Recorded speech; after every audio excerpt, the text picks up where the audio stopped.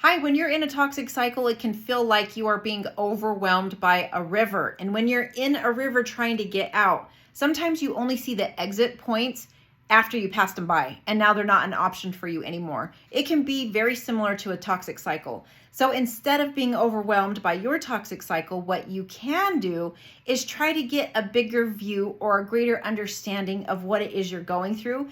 And that's where you can see way more exits than just when you're in that moment fighting with that other person. So all of this comes from page 7 of Have You Had Enough? You can find the book on Amazon.com.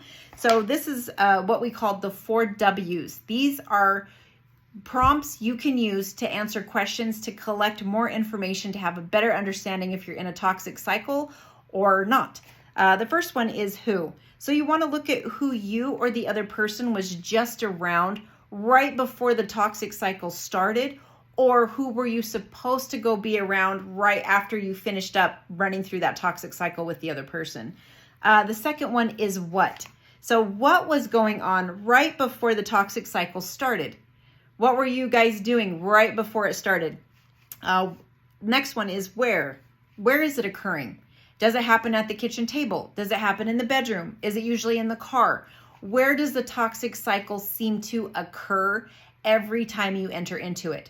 It's best, the PDF will walk you through and explain, and also the book does too.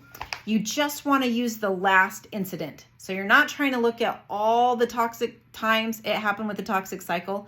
Just go by your very last time it happened, and all the questions you answered are just based off that last time. Next one is when. When is it occurring? Does it happen in the evening? Does it happen in the afternoon? Is it happening in the mornings? Does it happen on holidays? Does it happen on payday? Is it Fridays, right? So you really want to take a look at when. So remember, instead of trying to figure everything else out, maybe just take a step back and just look at that last time you guys cycled through.